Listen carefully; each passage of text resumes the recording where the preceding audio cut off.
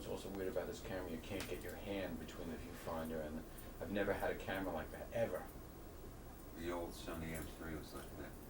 Well, I scarcely remember the M3. I mean, I remember using it because Same problem, man. because Charles had an M3A. Mm-hmm. Still does. It's up at Alex's now. Oh, really? That's where it is? Yes. Okay. My name is Basia Rosemarin from home. Now I am called Bella, and my present name is Rubin. I was born in Poland, in the city of Sosnowiec, where 25,000 Jews were living in our city. I come from a family of business people, which were called in that time upper middle class. My great-grandfather was already one of the first people when the city started to build itself, and his name was Fischel, Hashmaya Fischel, and I have here his picture, if you would like to see. This is my great-grandfather, and this is my great-grandmother. This is my grandfather, Chaim Fischel. This is my grandmother, Henka Fischel from home, Janowski. She was born in Wolbrom, a little city. This is my mother, shortly after liberation, Estera Rosmarin. This is my father, Hersh Berek Rosmarin, whom I found after the war. And this is here in United States, my mother, many years later. She went back to her religion because she was an Orthodox woman. We were from an Orthodox family. I am from a family of 8 children. I was the 4th. My oldest brother, his name is Menek, he went through concentration camp. He was very wounded, and he was found after a year in a English hospital in Germany, close to Celle. Then my second is sister, Rachel Leah Rosmarin, and she was also in Auschwitz, and she was then in marching death going to Bergen-Belsen with my mother. She found my mother in Auschwitz, and we separated in a hiding place. The other children were taken together with my mother to Auschwitz. It was September 2nd, Would you 19 go back a little bit to your home life? Okay. So then we get a feeling Okay. for that. Okay. My grandparents had a building department, building store. My father was a businessman. He had a textile store, and besides this, he was a businessman delivering coals to a steel industry. My mother helped him in the business. We were a very, very happy family of 8 children. We were Orthodox family, and we all of us got education. My older brother got a higher education. My mother sent him to Krakow. My second brother, which I have here, his name is Lolek. He was killed. He got the business school, and he was killed. He was 17 in 1943. He was killed coming out of the bunker.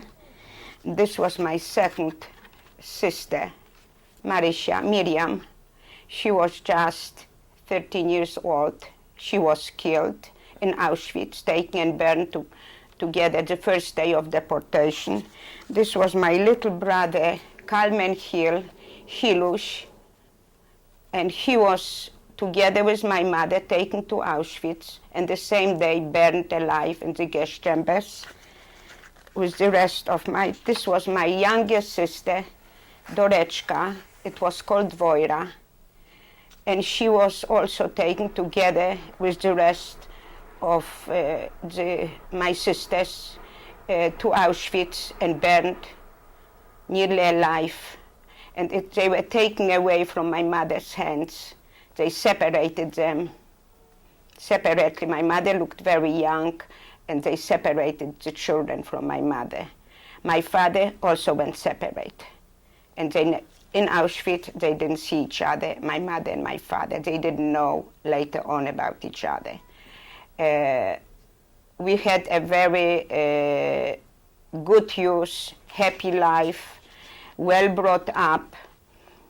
We attended the school, and for us was really something that we got a good education and good home. Public and when school the war, or Jewish school? what? A public school Well, we or were, Jewish school? yeah, we weren't allowed to go to Polish school. In our town, Sosnowiec, they were Jewish high schools. We weren't allowed to go to the Polish schools, and even the elementary school, which was supported by the government, we had to go separately to the Jewish school. We never could mingle with the Polish children. So there were two schools, one on Dęblińska, which belonged to our section of the city. City was divided like in two parts, Old Sosnowiec and New Sosnowiec.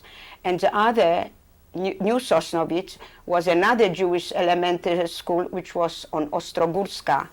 And we seldom met these children because it was like two divided city, which wasn't really, but it was a little distance, and we could never go to the other school, and they could never come to our school. Did you ever have contact with the Polish children?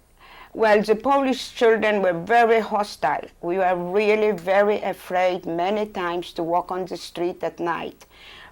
We avoided them because we got stones in our head, and when we were in park, we never played with Polish children because they really were just fed with a lot of anti-Semitism in the churches.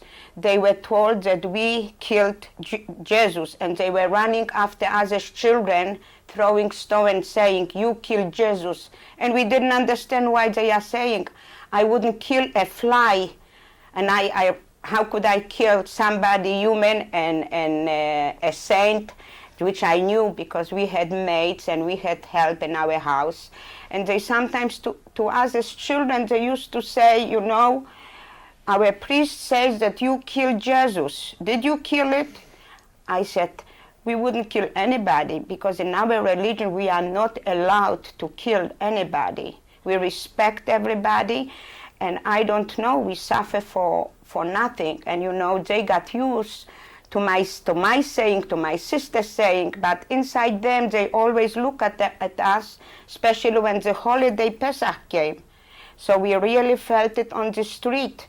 And I, as a child, it was very shortly before the war, like 2 years before the war, right under our windows, there was a pogrom. They caught people, and they cut the neck of my uncle. I have here his picture. His name was Itzrik. A younger brother of my mother. They cut him here the neck with a blade, and they started to invade the stores, break the windows, and we were upstairs. We then lived on Piłsudskiego 50. It was the old Sosnowiec, and we looked through the window. We couldn't even look out. We were scared, but we saw it was very close. It was on Piłsudskiego, and they let no police came, which police was only maybe 3 short blocks from us. There was the station of the police. After an hour, a lot of Jewish people were on the floor bleeding, and then I saw police coming on the horses, arriving and chasing away, but they didn't arrest not one person. The next day we got very scared. Nobody opened the store because we lived in the same house where our store was. So our store wasn't invaded, but they were across a lot of stores, and across our house was a park where we used to play.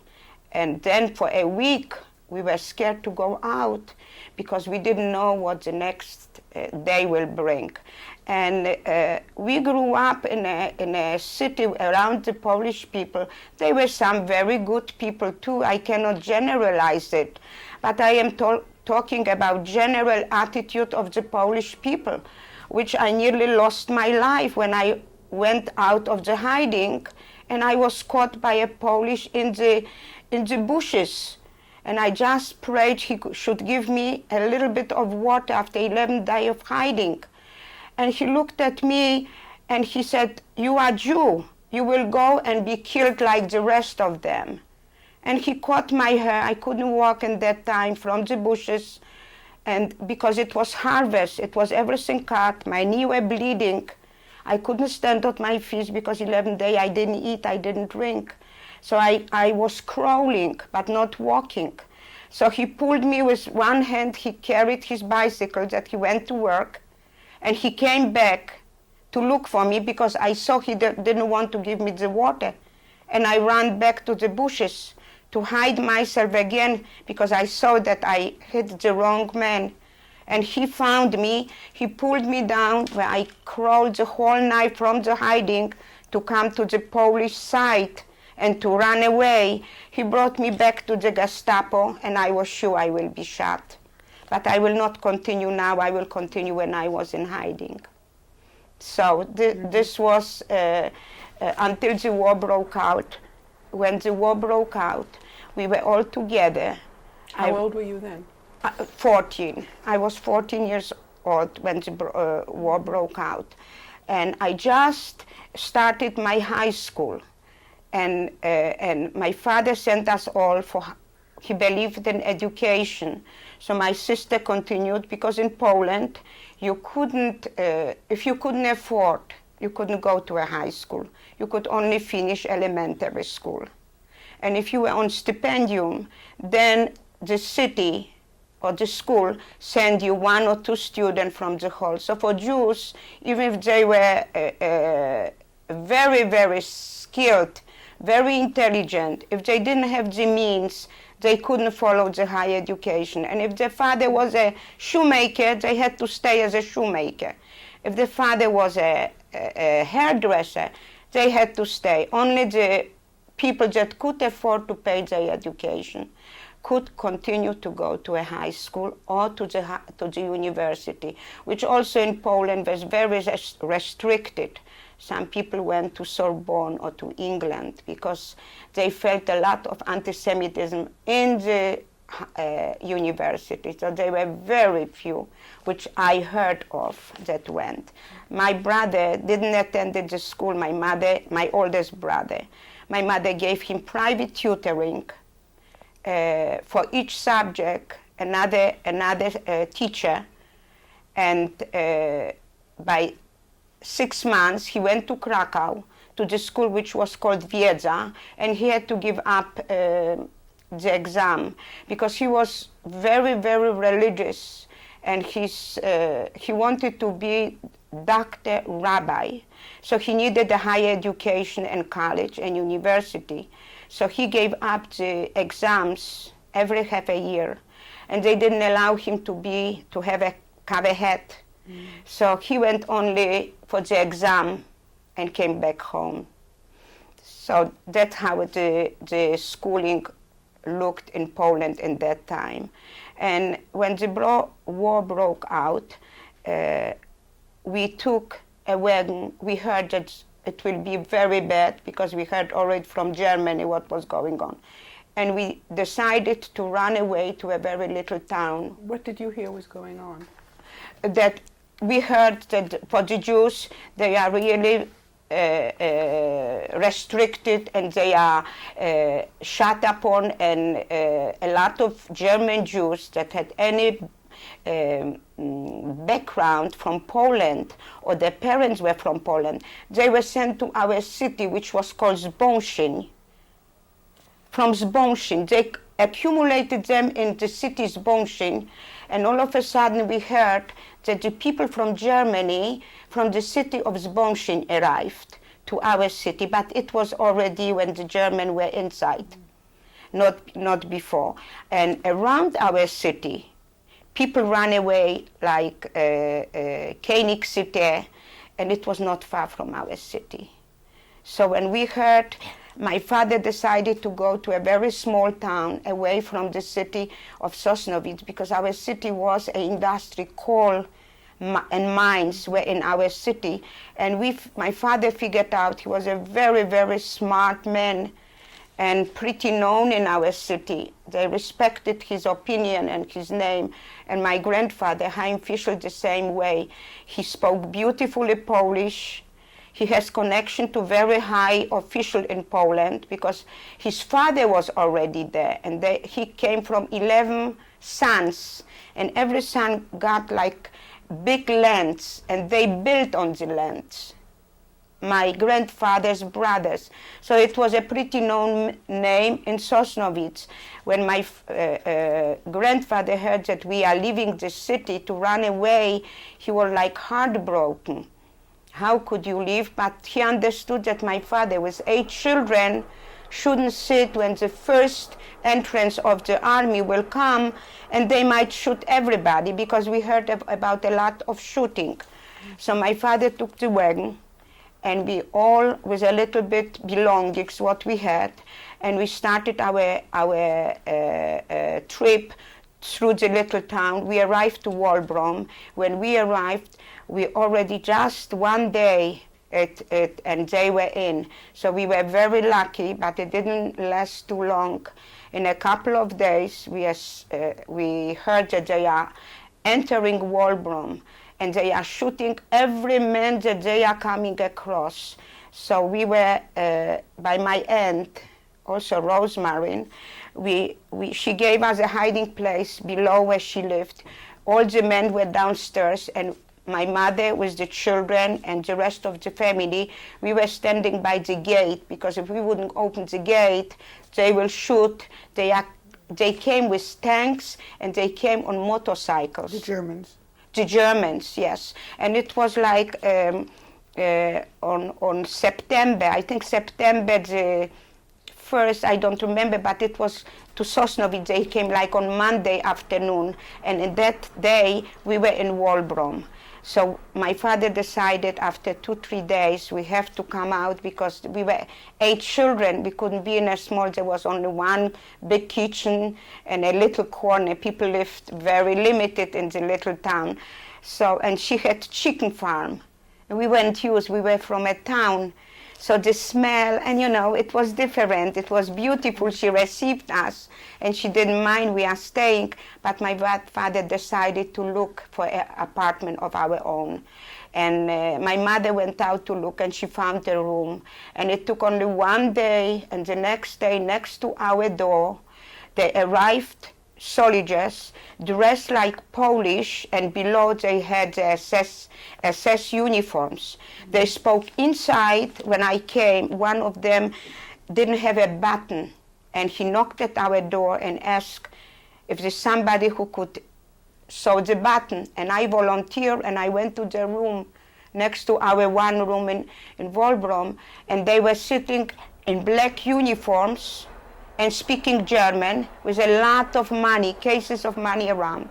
And I came out and I said to my mother, it's going on something. They came as Polish, probably we are now surrounded. And this is what happened. The same day we heard that they took all the people from Walbrom, any men they met, and they put them on the place like a gathering place. They put them, this is where my uncle was living. He was over there. My grandmother's brother was living in this city. So we came over there too. So I have 2 from 2 sides relative. And we got very scared because if you get out in a little city, if they can do this, maybe in a bigger city is much more safer. And then after a week, we didn't stay anymore like a week. We put a scarf over my father. Nobody should recognize that he's a man. We put him here a scarf. We rented a car, again the same, and my brother, and we put them completely below. We all girls were sitting on top, and my youngest sister then had 5 or 6 months. She was still nursing. So my mother gave her on top on the wagon, nursing her, sitting on everybody, all the men, and we decided to go back. When we came close to Sławków, right before we heard that the Poles are drowning all the Jews that want to go back, and they knew that a lot of Jews were running away, and they decided to kill them.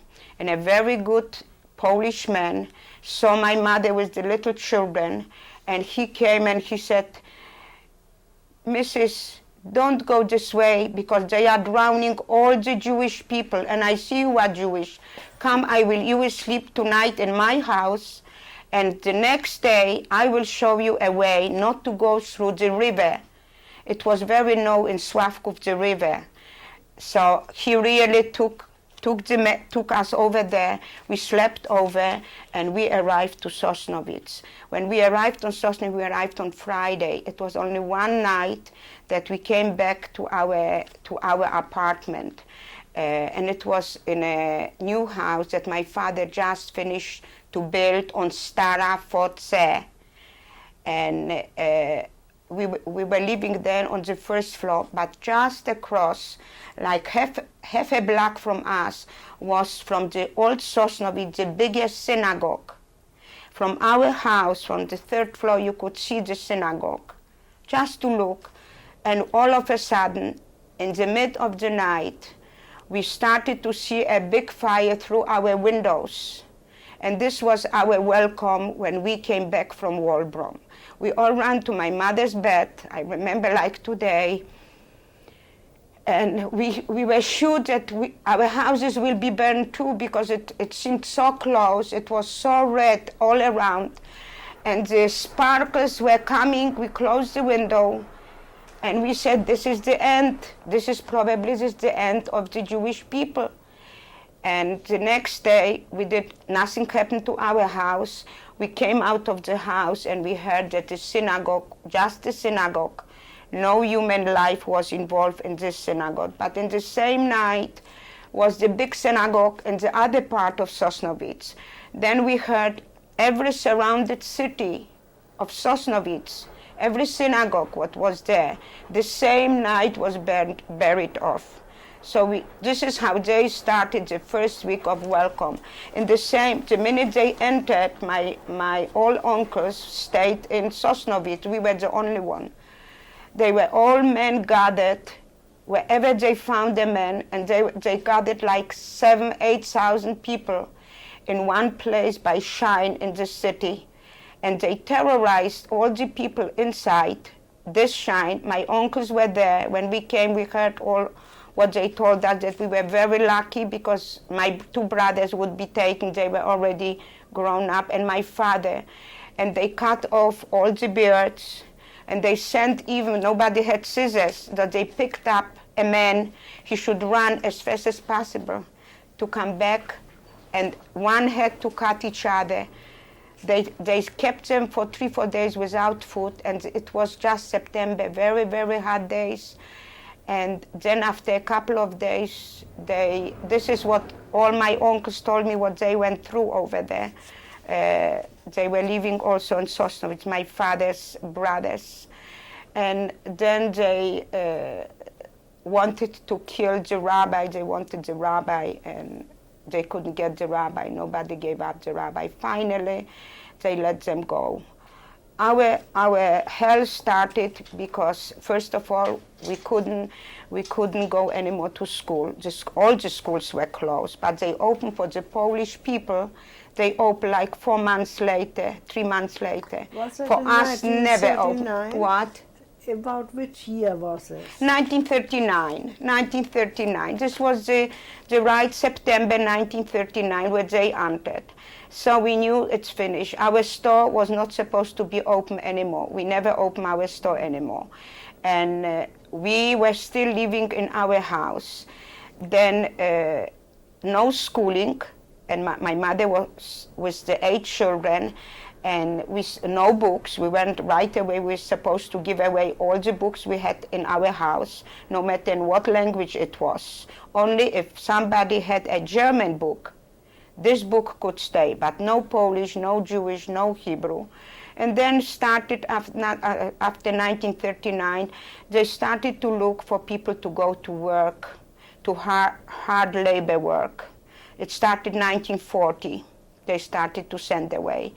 My parents switched. My brother Menek was very intelligent, and he came with an idea to make batteries, and he started to invent batteries. And he figured out that because it's Verdunklung, which means they are closing the windows all over Germany and all over Europe, that batteries will save us if we will produce batteries. And we started to produce batteries in 1940. And it really helped us like 1 or 2 years, because the Germans were very interested, and they used to come, and they allowed us now later on to open a shop, which was like a factory, a small factory. We engaged a lot of people in this, and we started to produce the batteries. Until 1940, my brothers didn't go to labor camp because we were producing the batteries, and we were productive for the Germans. But the torture started with the ration of bread. It started to be very scarce food, and now a year or a year and a half later, they said that we have to leave our house, and they put us at the very small streets from Sosnowiec, and this was the start of the ghetto. So we were put with the 8 children, with another family, in one room and a kitchen on Chasna, and very little streets were given as the start of the ghetto. We were living over there in one room with the other family in the kitchen. So we were all 8 together, grown-up children. My oldest brother was then nearly 20, and the youngest was a baby. And my mother decided never to stop nursing until the war will stop. She saw that the hunger starts. So she nursed the little girl until 2 years old. But then that was it. And we were living in this little ghetto until they decided to take us all out. And meantime, in 1942, they made a general gathering of all the Jews from all over around Sosnowiec. And they gave in Sosnowiec one place which was called the p1of3. It was a field, a sport field on Aleja. And they gave time that from 6 o'clock in the morning, every Jew has to present itself, because new ID card will be given to each person, and whoever will not have such an ID card will be right away sent to Auschwitz. By then we already knew that Auschwitz exists, because people used to talk about this, and the German people that supervised the big factories gave the rumors, if they were in good relationship with the owners, that by all means they should do anything not to be deported, because nobody will come alive from there. And this is how we found out. And in that day, it was August the 12th, 1942. I remember vividly like today. My mother said to us, put on the most beautiful dresses, all of you, because first of all we have to be presentable. And we put my little sister, which was by then 3 years old, not yet 3 years old, a white dress. And my only sister decided she'd rather be shot and killed and found, and she will not go to this gathering, no matter what. She closed up herself in the apartment, and she didn't go. She was the only one who didn't go with us. 7 of us went with my mother. We arrived around 7. We wanted to be from the first. And exactly in that day, there was no more ghetto. There was no more restriction. You wear the armband because we were told right away to put the white bands when shortly after they arrived, and to wear the Jude here. And in that day, they couldn't care less if you were wearing the band, you were wearing the Jude. All the streets in Sosnovitz were open. As we should come as fast as possible to this gathering place. And nobody was even wondering. They said probably they want to change the ID, and people should be sure that they are staying in Sosnovitz. We arrived, nothing was suspicious around the field. We didn't see the German outside at all. We entered the gate, and after an hour and a half, the field was full, and we were over 20,000 people in one place, because this was the only place where they gathered us. We were 25,000 Jews in Sosnovitz. So partially they already sent before to Auschwitz a lot, to labor camp a lot. So whatever was left, like 20,000, maybe 22, we gathered in this particular place. As we arrived, all of a sudden, we saw all the gates are closing, and the assessments are moving in, like from nowhere, and through this gate and through the fence, it was wooden gate, we saw like the trucks, green trucks, are surrounding all the field. Then we saw that something is not in order, that we might never come out of this place, but we never knew what's going on. After we came without food, we came without covering. It was a very hot day. My little sister was wearing little white dress, embroidered. I was wearing light clothes because it was August the 12th, and in 4 or 5 hours later, we saw that big long table are coming into our place, and through the microphones there were announcements. Any family with children should go to the right. Any young people from this and this age should go to the left. Any women that don't have husbands and have children should go to different angle. And all of a sudden, after a very short time, we were divided like in 5 divisions. And a lot of assessment came in. And my mother said, this is probably the end. We are 7 children. We will never come out. They will deport us from them. The night fell down, and it was very dark. It was the first night. We spent 2 nights over there. Where was your father at this time? What? Where was your father at this time? My father, my 2 older brothers, and we were all together. Are you all together? All together. The only one who was not with us was my older sister. We called her Layusha, Lillian. She stayed home alone. She maybe got this energy and the spirit. She belonged to a Zionistic organization which was called Hanoar Hatzioni.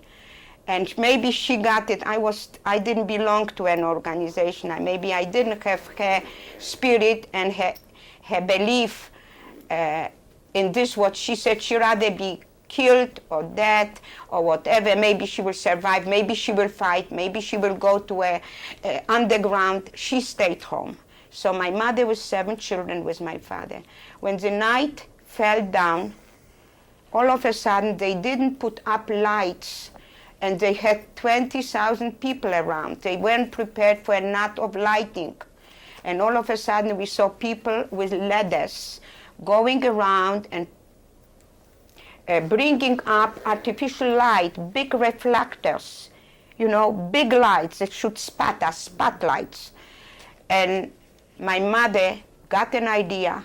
She said, do you know what? I see everybody who works by something can move, but these people are wearing white bands.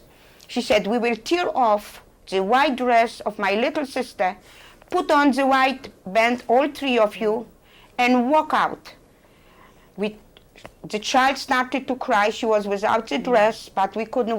We covered her with whatever. My mother took her right away to her. We tore off. We put the three bands on my father. Nobody should see it. My father walked by the fence, and when they were putting up the big reflectors, my father with my two brothers were holding the ladder already, and all of a sudden they look around and they walked from the section where the children were with the women. They walked away as workers. Few hours before, we threw out our sister Judy through the fence. We said maybe she will be lucky, and that particular we looked around through the spaces of the fence, and we didn't see, like in a big space, any car.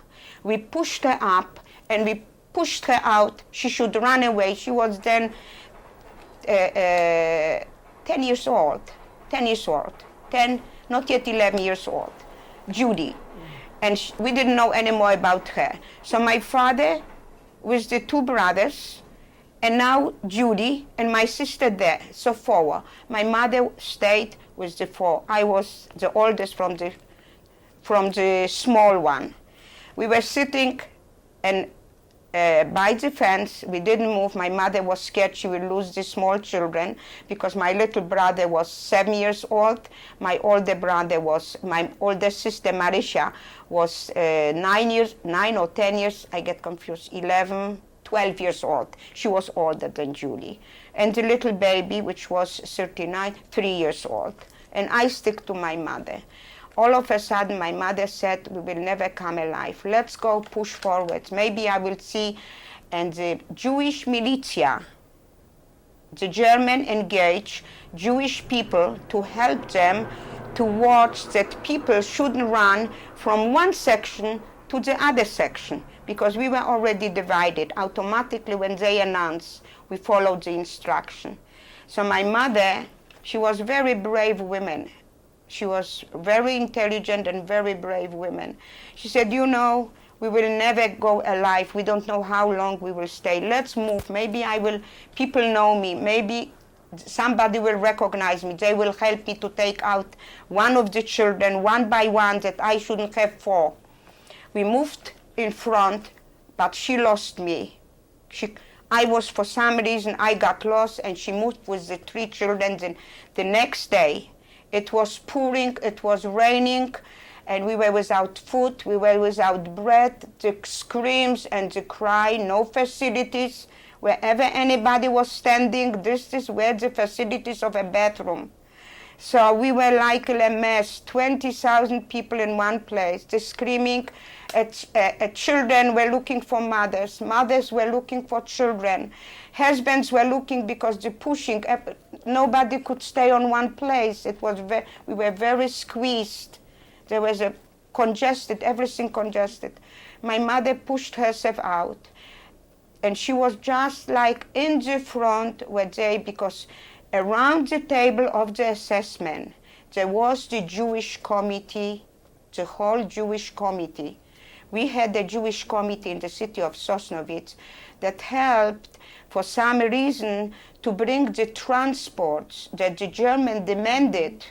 They supplied them, and always went, unfortunately, the poor people first. And whoever had still money or had some gold or something, because we had to give away everything to the German. But sometimes, we always have hidden something for the black hour. And unless that there was a razzia was that the German came out all of a sudden to the ghetto, to the suburbs of the streets, knocked at every door, took out the people, regardless who you were, poor or rich or healthy or young. They needed a contingent of 10,000 because it was demanded And it was a surprise, and everybody, the next day we didn't even know how many people disappeared. That moment when my mother approached the front, she was hoping she will see a man by the name Lewartowski, which she made us a lot of favor to save my brother not to go to the concentration camp, to save my father, and she hoped that maybe now she will see him, maybe she will send a note or something. And she had the guts to come in front of an SS man, to fall down to his feet, to hold his feet and beg him. That's all what I have. Please, let me live. Let me live. I just lost in the crowd my only child. You will be blessed. And this is how she talked with the people told me. He looked at her. He said, pick up yourself. Where is your other child? And my mother was sure that they will shoot her or whatever. And he told to her, it was a miracle, 1 in 20,000 people over there. And he told to her, take your children and go out. So she told him, but how can I go out? I still have one, and she lost me. She said, go on the table, take something. This is how I have to say the truth, how it was, how she saved us. Otherwise, everybody, nearly his children, nobody survived. They were all sent to Auschwitz. From this place, 10,000 people were deported that day. And my mother stood up and the screaming of my name, Basha, went all over the place. And until I heard, and I knew that I lost my mother, but I didn't know how to. And then I said, I am Basha. I started to scream, and the people started to help me. They knew that something is going on, and they pushed me through. And he told to my mother, if you said the lie, you will be shot on the spot. They brought me to the front, and I ran to her. I said, Mother, I lost you. And then my mother got off the table, took me by the hand, and walked out with me. This was a miracle above miracles, because I don't know anybody with 7 children walked out from this place. And then after this, we went back, and the people were sent, and they lodged them in the school where I attended my elementary school. It was on Dęblińska. All the people, after 3 days, were marching through the street. The street were closed up. We saw them marching directly, and then some people were still probably taken out, but the rest were all deported to Auschwitz. From that place, we knew that our situation is going really worse and worse, that we have very little chances to survive. But then my father decided maybe we will buy foreign papers. And we started to work in this direction to get through Paraguay, through Uruguay. And it didn't come because they discovered it, and a lot of people who planned on the same situation never got to it. Then they took us from this ghetto. Would you like something else until this point? No, this is fine. This was the ghetto in Sosnowiec, and in 1942 they decided they will close up all the city of Sosnowiec, and they will bring us to a little suburb of Sosnowiec which was called Środula, and this was the real ghetto. This was little houses from the farmers, and Sosnowiec was divided in 2 parts, like the Sosnowiec they put on Upper Środula, and Będzin, another little city 4 miles from us, or 5 miles from us, from where my father was born, and my grandparents lived over there. They had a different ghetto. We couldn't see them. We couldn't move. As the war started, we stopped all the communication only through policia or militia, or letters, or somebody from committee. We couldn't communicate with no cities around. We were really like completely separated. Then they took us to the Środula, and Środula was called the small Środula and the big Środula. The big Shrodula belonged to the city of Sosnovitz. But because we developed a big factory of the batteries, as I told you, and my father engaged mostly young children, he wanted to save them. Some survive, and they are alive today. One of them is in Canada. They had a gathering in Israel, and they mentioned my father's name, that he's really saved a lot of children. He said that this work can only be done by children because it was very precise to make the batteries inside. And because we switched to be close to my grandparents and we have connection, and the fiancé of my sister, she was engaged to my father's brother, came from Bendin, he decided we should go to the Shrodula that belonged to this town of Bendin, no more Sosnovitz. So we never heard any more from my family from Sosnovitz. We were brought to the small, like a valley. And Bendin had two ghettos, Kamionka and a small Shrodula.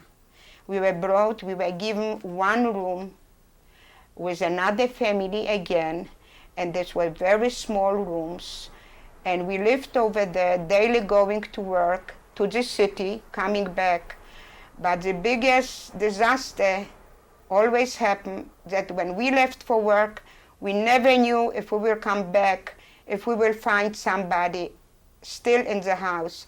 Because what the German did, very often now in Shrodula, whenever men went to work or young people work, if they needed a transport of 1,000 people or 500 people, they came to the ghetto, surrounded houses, took out anybody who was there, small or big, regardless, all the sick people, all the old people, whoever was at hand.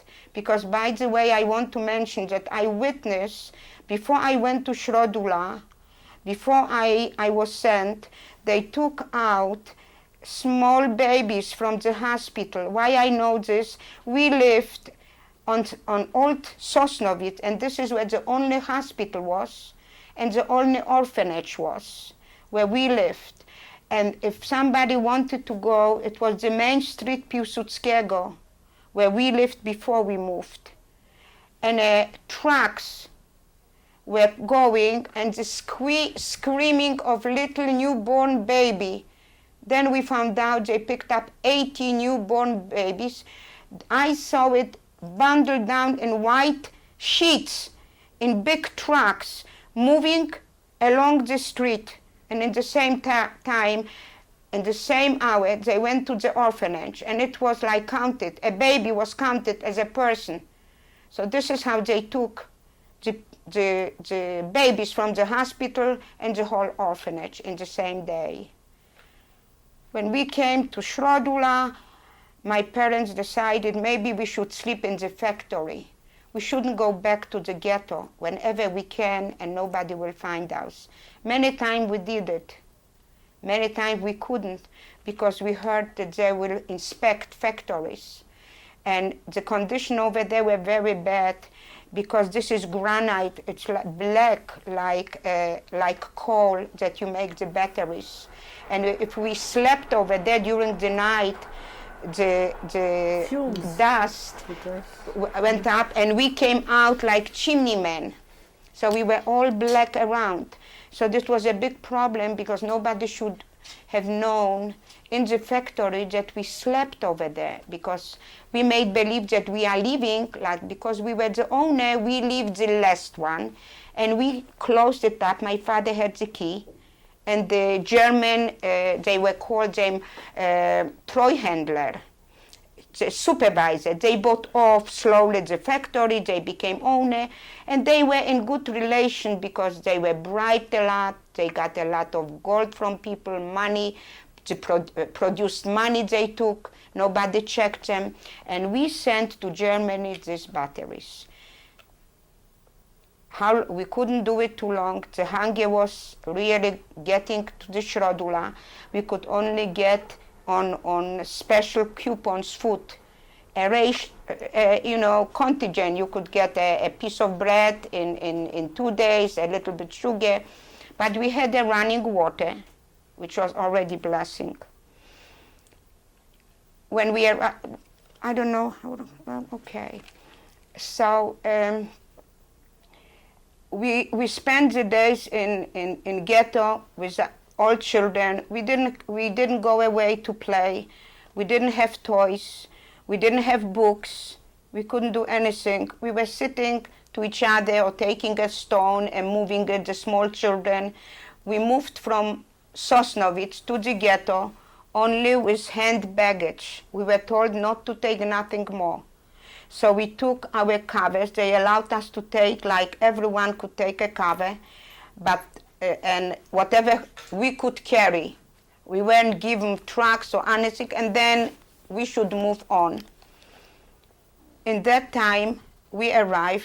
The farmers left their beds because the farmers have gotten our apartments. They moved the farmers, the Polish people, the Volksdeutsch were the Pole that decided to become German citizen. So they got better food, and they report a lot of Jews because they got rewarded, and everybody was scared now. We didn't know now who is the spy, who is the Polish people, because they lived in the same apartment, in the same houses, but they took the ID as partially German, and if they had already grown-up children, they had to send them to the army.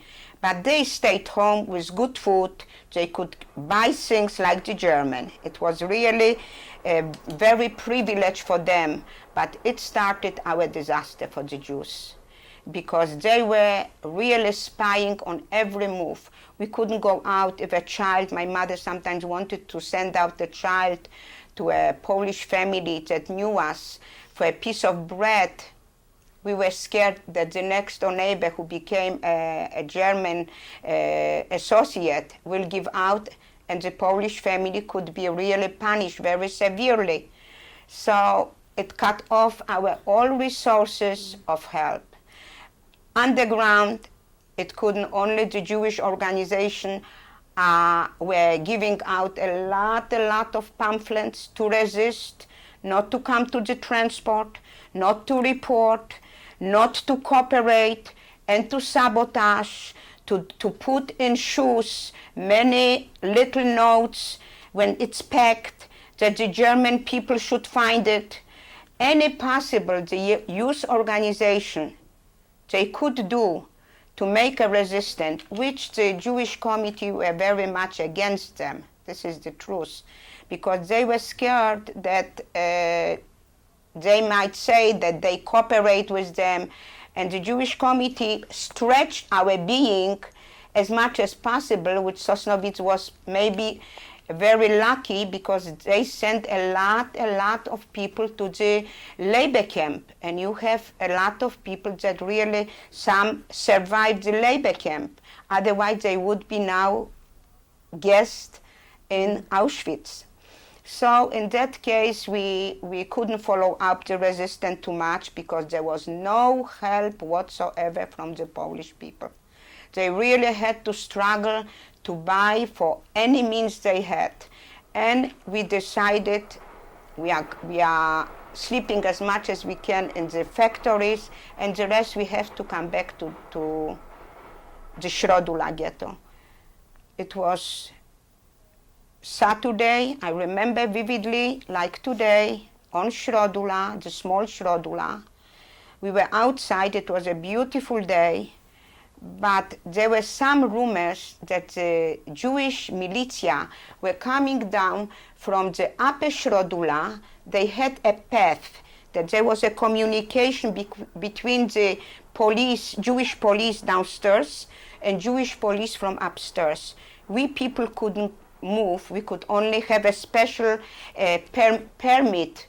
If you were a doctor or something, that's only or from a committee that you could move from one ghetto to the other. And it was very strange because we saw when the night, it wasn't yet a night, we saw all the lightning coming out from the upper Shrodula. And this was the station where the German police were staying. And it was very suspicious that something is going on, because never before we saw so much lightning. And the rumors that came to our ghetto, we saw that something must be true. We decided that night that we put guard on the roofs, that every man who still was in the house, which were not too many left, mostly were deported or mostly were in labor camp, but whoever was left, and one was my brother that went on the roof. We didn't have ammunition in the ghetto. We didn't have this, but just to guard what's going on, because we built, most of us built bunkers, a hiding place. We built 2 hiding places in Little Shrodula, where we were. One, if we will not be lucky enough to run outside and to go to the basement. So we made like a covered wall it was like an attic. We covered the attic with a piece of furniture. And we said, if we are lucky to hide over there, this was not a good hiding. It could be seen from outside because it had a little window, and they could count that there is a hiding. We built downstairs in a very, very dark basement. It was my brother Lolek and my brother Maniek, a bunker. They were like small division. Each room had probably was big, like 4